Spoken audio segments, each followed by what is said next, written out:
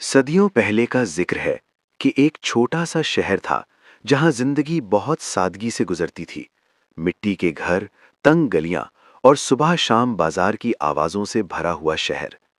اسی شہر میں حکیم زمان نام کا ایک بزرگ رہتا تھا، جس کا نام صرف شہر تک محدود نہیں تھا بلکہ دور دور کے علاقوں تک مشہور ہو چکا تھا۔ لوگ کہتے تھے کہ حکیم زمان کوئی عام آدمی نہیں، وہ نہ تو بادشاہ تھا، نہ قاضی، اور نہ ہی کوئی جادوگر۔ پھر بھی لوگ اپنی زندگی کے سب سے مشکل فیصلے اسی کے پاس لے کر آتے تھے۔ کسی کا زمین کا جھگڑا ہوتا، کسی کا وراثت کا مسئلہ، کسی کی زندگی کسی غلط فیصلے کی وجہ سے برباد ہونے والی ہوتی، سب حکیم زمان کے در پر آ جاتے۔ اس کا طریقہ بہت مختلف تھا۔ جب کوئی شخص اپنی مشکل بیان کرتا تو حکیم زمان کبھی فوراً جواب نہیں دیتا۔ وہ پہلے پوری بات سنتا، بیچ میں نہ ٹوکتا نہ سوال کرتا، پھر کچھ دیر کے لیے خاموش ہو جاتا۔ اکثر لوگ دیکھتے کہ وہ آنکھیں بند کر لیتا، جیسے اپنی سوچ کے اندر کہیں دور چلا گیا ہو۔ اسی عادت کی وجہ سے لوگوں کے ذہن میں یہ خیال پیدا ہو گیا کہ شاید حکیم زمان کے پاس کوئی پوشیدہ قوت ہے۔ کچھ لوگ کہتے کہ اس پر الہام ہوتا ہے، کچھ سمجھتے کہ اسے مستقبل نظر آ جاتا ہے۔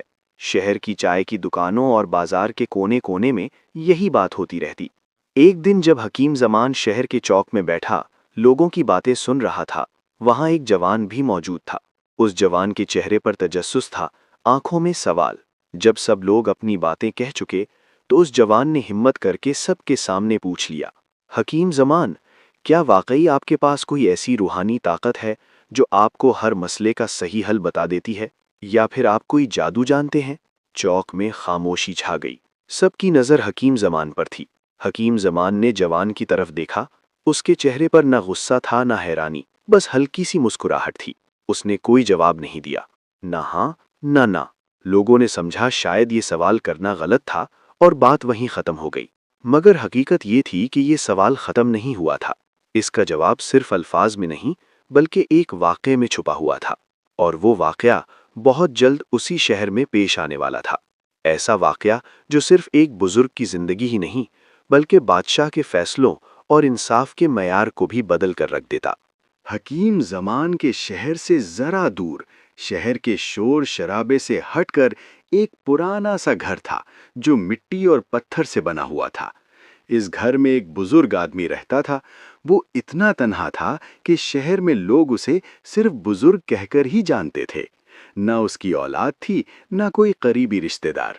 اس کی زندگی خاموشی اور محنت کے درمیان گزر رہی تھی۔ وہ صبح صبح اٹھ کر اپنے چھوٹے سے کھیت میں کام کرتا، شام کو گھر واپس آتا اور اپنا وقت دعا اور خاموشی میں گزار دیتا۔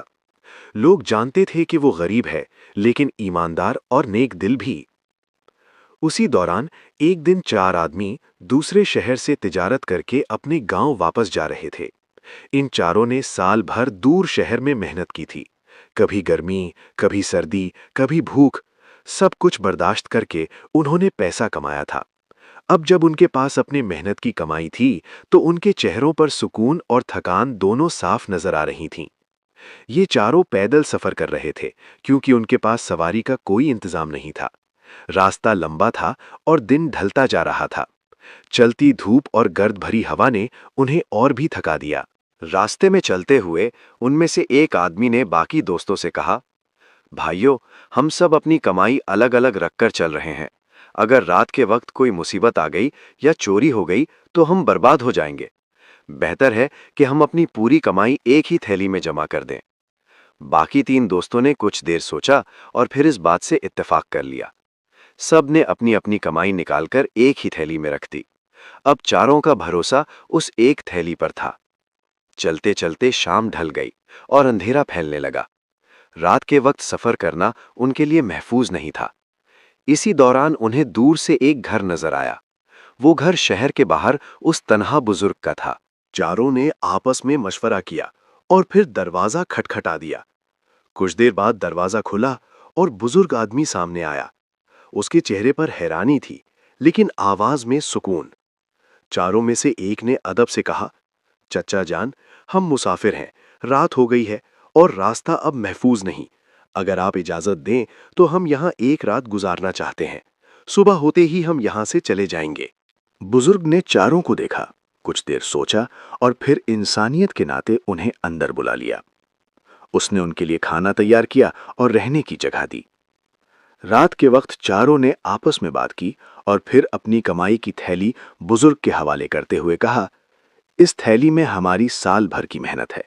ये आपके पास हमसे ज्यादा महफूज रहेगी, लेकिन हम आपसे वादा लेते हैं कि जब तक हम चारों एक साथ लेने ना आए, आप ये थैली किसी एक को भी ना देना। बुजुर्ग ने बिना किसी लालच के वादा कर लिया और थैली को अपने घर के महफूज कोने में रख दिया। उस वक्त चारों मुसाफिर मुतमईन हो गए थे। उन्हें जरा भी अंदाजा नहीं था कि यही थैली, यही वादा और यही रात आगे चलकर एक बड़ी मुसीबत की बुनियाद बनने वाली है। सुबह का वक्त था। रात की थकान अभी चारों मुसाफिरों के चेहरों पर बाकी थी। सूरज धीरे धीरे उफक से निकल रहा था और उसकी रोशनी मिट्टी के घर और आसपास के खेत पर फैल रही थी। तन्हा बुजुर्ग अपने रोज के मामूल के मुताबिक सुबह जल्दी उठ चुका था। उसने मुसाफिरों को भी उठते देखा तो उन्हें सलाम की और हल्का सा मुस्कुराया। नाश्ता करने के बाद चारों मुसाफिर आपस में बैठकर बात करने लगे। उनमें से एक, जो बाकी तीन के मुकाबले में ज्यादा चालाक और तेज जहन था, उसने कहा, इस बुजुर्ग ने हम पर बहुत एहसान किया है। रात को हमें पनाह दी, खाना खिलाया। क्यों ना हम इसके खेत में थोड़ी मदद कर दे ताकि इसका बोझ हल्का हो जाए। बाकी तीन को ये बात ठीक लगी। उन्हें भी लगा कि थोड़ी देर की मेहनत से बुजुर्ग का दिल खुश हो जाएगा। इस तरह चारों बुजुर्ग के साथ खेत की तरफ चल दिए। खेत शहर से थोड़ा हटकर था। मिट्टी जरखेज थी, लेकिन काम सख्त था। चारों ने आस्तीन चढ़ाकर काम शुरू कर दिया। कोई फसल काट रहा था, कोई पानी ला रहा था और कोई जमीन साफ कर रहा था। बुजुर्ग भी उनके साथ काम में लगा हुआ था। इसी दौरान वो चालाक मुसाफिर बार बार इधर उधर देखता, जैसे किसी मौके की तलाश में हो। उसके जहन में एक ही बात घूम रही थी, थैली। साल भर की कमाई। वो सोच रहा था कि अगर वो थैली हासिल कर ले तो बाकी तीन कुछ भी नहीं कर सकते। थोड़ी देर बाद उसने बहाना बनाया, चचा मुझे जरा प्यास लगी है, मैं घर से पानी ले आता हूं। बुजुर्ग ने सर हिलाकर इजाजत दे दी। चालाक मुसाफिर आहिस्ता आहिस्ता खेत से निकलकर घर की तरफ चल पड़ा। घर पहुंचकर उसने बुजुर्ग से कहा, चचा, हम सबको शहर के काम के लिए निकलना है। बाकी तीन खेत में हैं। आप थैली दे दें, हम सब एक साथ रवाना हो जाएंगे। फिर उसने दूर खेत की तरफ इशारा किया, जहां बाकी तीन मुसाफिर काम कर रहे थे। इस इशारे ने बुजुर्ग को गलतफहमी में डाल दिया। उसने समझा कि शायद सब इस बात पर राजी हैं। बुजुर्ग को अपना वादा याद था कि थैली चारों को एक साथ देनी है, लेकिन उसने ये भी सोचा कि शायद ये चारों की आपस की रजामंदी है। बुजुर्ग सादा दिल था, उसने किसी चाल का अंदाजा नहीं लगाया। कुछ देर बाद जब बाकी तीन मुसाफिर काम से फारिग हुए और घर की तरफ आए, तो उन्होंने बुजुर्ग से थैली का पूछा। बुजुर्ग ने हैरानी से कहा, अभी तो तुम्हारे दोस्त ले गया है, तुम सब ने इशारा किया था। ये सुनते ही तीनों के पांव तले जमीन निकल गई। उन्हें समझ आ गया कि उनके साथ धोखा हो चुका है। उन्होंने उस चालाक मुसाफिर को बहुत आवाज दी, मगर वो दूर निकल चुका था। थैली जा चुकी थी, भरोसा टूट चुका था। इसी लम्हे से वो कहानी शुरू होती है, जो सिर्फ एक बुजुर्ग और चार मुसाफिरों की नहीं, बल्कि इंसाफ, गलत फैसले और हकीकत की पहचान की कहानी बनने वाली थी। जब तीन मुसाफिरों को यकीन हो गया कि थैली हमेशा के लिए उनके हाथ से निकल चुकी है, तो उनका गुस्सा और मायूसी दोनों हद से बढ़ गए। वो बुजुर्ग की बातों को समझने के मूड में बिल्कुल नहीं थे। उन्हें सिर्फ अपनी साल भर की मेहनत याद आ रही थी, जो एक पल में चली गई थी। उनमें से एक ने गुस्से में कहा, तुमने वादा तोड़ा है। हमने साफ कहा था कि थैली चारों को एक साथ देनी है, तुमने बिना पूछे उसे दे दी। बुजुर्ग का चेहरा जर्द हो गया। उसने लरसती आवाज में कहा, बेटा, मुझे गलत फहमी हुई। मुझे लगा तुम सब राजी हो। मैंने कोई बेईमानी नहीं की। लेकिन तीनों सुनने के लिए तैयार नहीं थे। उन्होंने फैसला कर लिया कि इस मामले का फैसला शहर के बादशाह के दरबार में ही होगा। उन्हें यकीन था कि वहीं उन्हें अपना हक मिलेगा। अगली सुबह तीनों बुजुर्ग को साथ लेकर शहर की तरफ चल दिए। सफर के दौरान बुजुर्ग खामोश था। उसके दिल में सिर्फ एक ही खौफ था कि अगर बादशाह ने भी उसे गलत समझा तो वो अपनी जिंदगी भर की मेहनत भी अदा नहीं कर पाएगा। دربار میں پہنچ کر تینوں مسافروں نے پورا واقعہ اپنی طرف سے بیان کیا۔ انہوں نے بزرگ پر وعدہ توڑنے کا الزام لگایا اور کہا کہ اس کی غلطی کی وجہ سے انہیں بہت بڑا نقصان ہوا ہے۔ بادشاہ نے ان کی بات سنی، پھر بزرگ کی طرف دیکھا۔ بزرگ نے اپنی صفائی پیش کی اور کہا کہ اس کی نیت بالکل صاف تھی، صرف غلط فہمی ہوئی تھی۔ لیکن بادشاہ نے زیادہ سوالات نہیں کیے۔ اس نے نہ یہ پوچھا کہ تھیلی لینے والا کہاں گیا، نہ یہ جاننا چاہا کہ چاروں کی شرط کس طرح رکھی گئی تھی۔ اس کے لیے یہ بات کافی تھی کہ تھیلی غلط ہاتھ میں چلی گئی ہے۔ بادشاہ نے سخت لہجے میں فیصلہ سنا دیا، تم نے امانت کی حفاظت نہیں کی، تم نے وعدہ توڑا ہے، اس لیے تم ذمہ دار ہو اور تمہیں تینوں کو ان کا نقصان پورا کرنا ہوگا۔ یہ فیصلہ بزرگ پر بجلی بن کر گرا۔ اس نے روتا ہوا کہا، بادشاہ سلامت، میں غریب آدمی ہوں، میرے پاس دینے کو کچھ بھی نہیں۔ لیکن فیصلہ سنایا جا چکا تھا۔ دربار کے سپاہیوں نے بزرگ کو باہر لے جانے کا اشارہ کر دیا۔ تین مسافر اپنا حق ملنے کی امید میں مطمئن نظر آ رہے تھے، جبکہ بزرگ ٹوٹا ہوا دربار سے باہر نکل آیا۔ شہر کے باہر پہنچ کر بزرگ نے کھلا آسمان دیکھا اور پھوٹ پھوٹ کر رو پڑا۔ اس کے ذہن میں بار بار یہی بات گھوم رہی تھی کہ اس نے کسی کا نقصان جان بوجھ کر نہیں کیا تھا، پھر بھی ساری ذمہ داری اس پر ڈال دی گئی۔ اسے یہ بھی محسوس ہو رہا تھا کہ یہ فیصلہ پورا نہیں ہے، کچھ بات ابھی بھی ادھوری ہے جو دربار میں کسی نے پوچھی ہی نہیں۔ اور اسی ادھورے فیصلے نے اسے مجبور کیا کہ وہ اس شخص کے پاس جائے جس کا نام شہر میں دانش اور سچائی کی نشانی تھا، حکیم زمان۔ دربار سے نکل کر بزرگ شہر کی حدود سے باہر آ گیا۔ سورج اب ڈھلنے کے قریب تھا اور اس کی روشنی لمبی سائے زمین پر پھیلا رہی تھی۔ بزرگ کے قدم بھاری ہو چکے تھے، اس کا دل بوجھل تھا اور آنکھوں سے آنسو رکنے کا نام نہیں لے رہے تھے۔ وہ بار بار سوچتا کہ زندگی بھر ایمانداری سے گزاری، کبھی کسی کا حق نہیں مارا، پھر آج اس پر اتنا بڑا الزام کیوں آ گیا؟ شہر سے دور ایک کچی راہ پر چلتے ہوئے وہ رک گیا۔ اس نے آسمان کی طرف دیکھا اور لرزتی آواز میں کہا، یا رب، اگر میری نیت صاف ہے تو کوئی راستہ دکھا۔ اسی لمحے اسے آگے سے آتا ہوا ایک بزرگ نظر آیا، سفید داڑھی، سادہ لباس اور چہرے پر عجیب سا اطمینان، جیسے اسے کسی جلدی کی کوئی پرواہ ہی نہ ہو۔ یہ حکیم زمان تھا۔ حکیم زمان نے بزرگ کے آنسو دیکھے تو رک گیا۔ بیٹا، تم اتنے پریشان کیوں ہو؟ اس نے نرمی سے پوچھا۔ بزرگ نے پہلے تو چپ رہنا چاہا، لیکن پھر اس کے دل کا بوجھ زیادہ ہو گیا۔ اس نے دربار کا پورا واقعہ، تھیلی کا معاملہ اور بادشاہ کا فیصلہ تفصیل سے سنا دیا۔ ہر بات کے ساتھ اس کی آواز اور زیادہ بھاری ہوتی چلی گئی۔ حکیم زمان خاموشی سے سنتا رہا، نہ بیچ میں ٹوکا نہ سوال کیا۔ جب بزرگ بول چکا تو حکیم زمان نے کچھ دیر تک زمین کی طرف دیکھا، پھر آہستہ سے کہا، تم نے کوئی بے ایمانی نہیں کی۔ یہ الفاظ بزرگ کے لیے جیسے امید کی ایک کرن تھے۔ حکیم زمان نے بات جاری رکھی، لیکن دربار کا فیصلہ ادھورا ہے۔ انصاف تب ہوتا ہے جب پورا سچ دیکھا جائے۔ بزرگ نے حیرانی سے پوچھا، لیکن اب کیا ہو سکتا ہے؟ بادشاہ نے فیصلہ سنا دیا ہے۔ حکیم زمان نے سکون سے جواب دیا، فیصلہ تب تک پورا نہیں ہوتا جب تک اس کی بنیاد مضبوط نہ ہو۔ تم دوبارہ دربار جاؤ۔ بزرگ گھبرا گیا، میں دوبارہ کیسے جا سکتا ہوں؟ وہاں تو مجھے گنہگار سمجھا جاتا ہے۔ حکیم زمان نے اس کی طرف دیکھا اور کہا، تم صرف سچ کہنا، باقی سوال میں پوچھوں گا۔ پھر اس نے بزرگ کو بتایا کہ جب دوبارہ دربار میں بات ہوگی تو وہ بادشاہ سے صرف ایک سوال پوچھے گا، ایسا سوال جو پورے فیصلے کو ہلا کر رکھ دے گا۔ بزرگ کو پورا سوال تو سمجھ نہیں آیا، لیکن اسے حکیم زمان کے لہجے میں اتنا یقین محسوس ہوا کہ اس کا خوف کچھ کم ہو گیا۔ اس نے ہمت جٹا کر کہا، اگر آپ میرے ساتھ چلیں تو شاید مجھے بھی حوصلہ مل جائے۔ حکیم زمان نے سر ہلا دیا، انصاف کے لیے چلنا کبھی غلط نہیں ہوتا۔ دونوں شہر کی طرف واپس چل پڑے۔ رات ہونے لگی تھی، لیکن بزرگ کے دل میں پہلی دفعہ امید روشن ہوئی تھی۔ اسے محسوس ہو رہا تھا کہ اب جو ہونے والا ہے وہ صرف اس کی قسمت کا فیصلہ نہیں کرے گا، بلکہ اس بات کا بھی کہ انصاف اصل میں ہوتا کیا ہے۔ اگلی صبح شہر کے دربار میں پھر سے بھیڑ تھی۔ 3 مسافر اپنی جگہ پر کھڑے تھے۔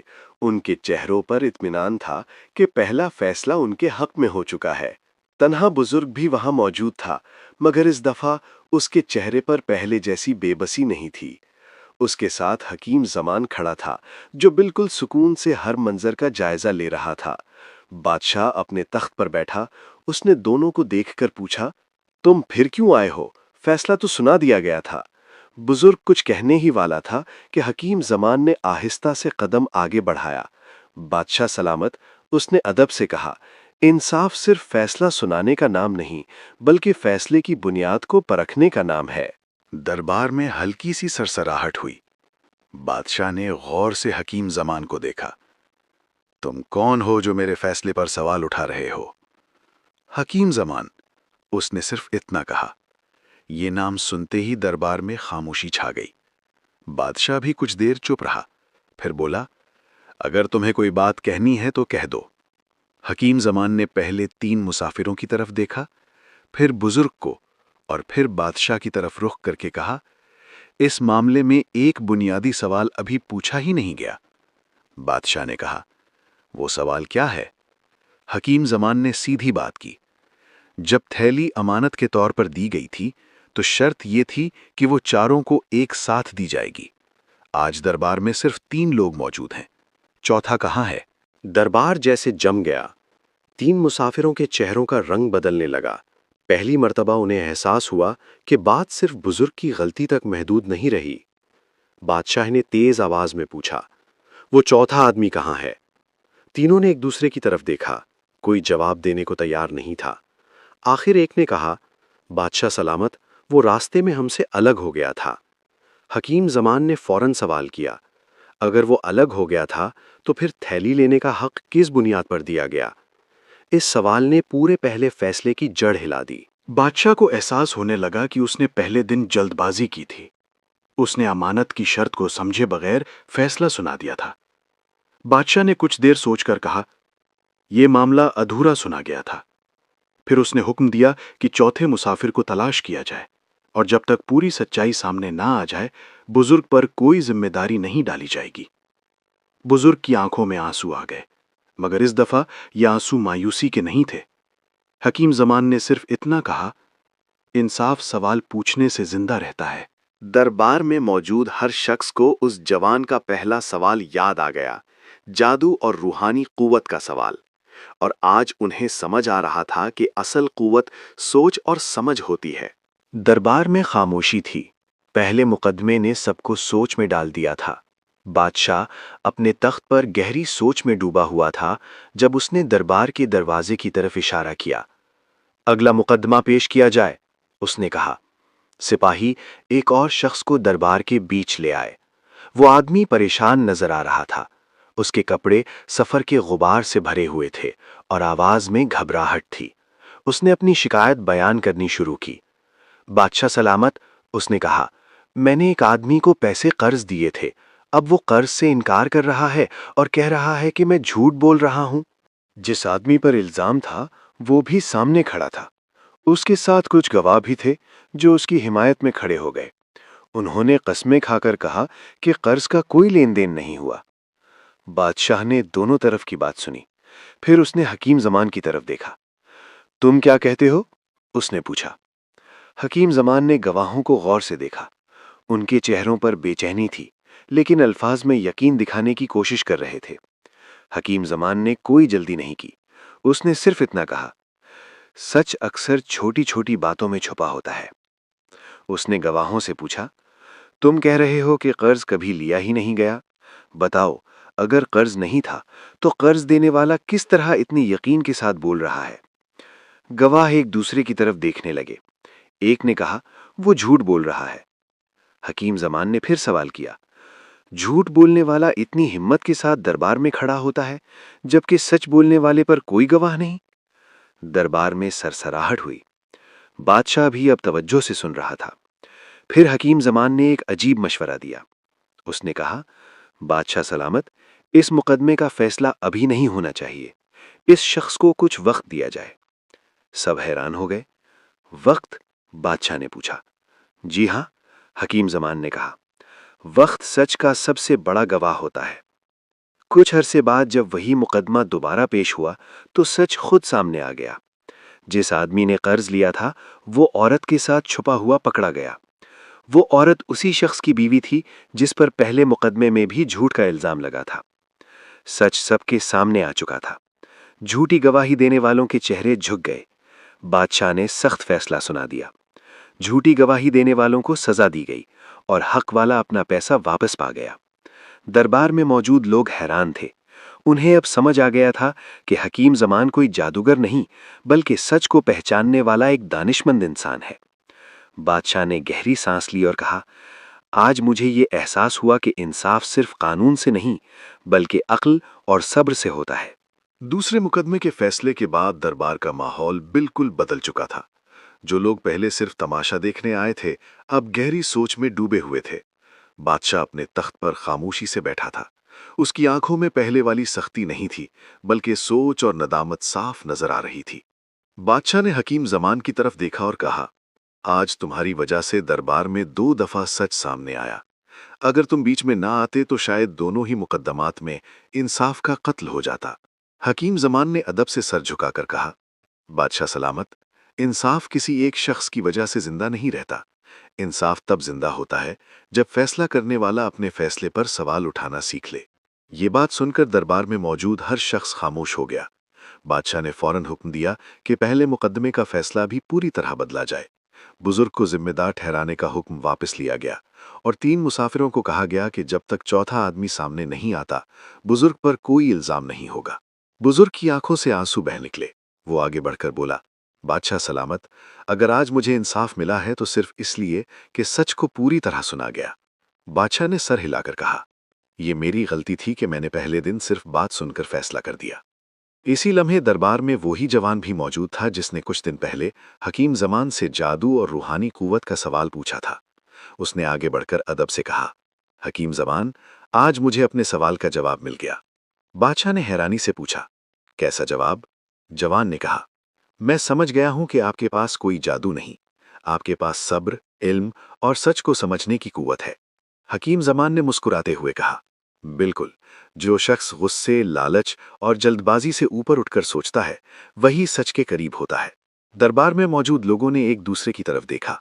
उन्हें महसूस हो रहा था कि आज उन्होंने सिर्फ एक कहानी नहीं सुनी बल्कि जिंदगी का एक अहम सबक सीखा है। बादशाह अपनी जगह से उठकर खड़ा हो गया और कहा, आज के बाद दरबार में कोई फैसला पूरी तहकीकात और सोच के बगैर नहीं होगा। हकीम जमान, तुम सिर्फ एक दानिशमंद नहीं बल्कि इंसाफ के रहनुमा हो। हकीम जमान ने कहा, बादशाह सलामत, अगर आपका इरादा इंसाफ का है तो हर आम आदमी भी आपका साथी बन जाता है। दरबार खत्म हुआ। लोग अपने अपने घरों को लौट गए, लेकिन हर शख्स के दिल में ये बात बैठ चुकी थी कि असल कुव्वत तलवार, ताकत या जादू में नहीं होती। असल कुव्वत सच, सब्र और गहरी सोच में होती है। और इसी तरह एक सवाल से शुरू होने वाली कहानी इंसाफ और दानिश पर खत्म हुई।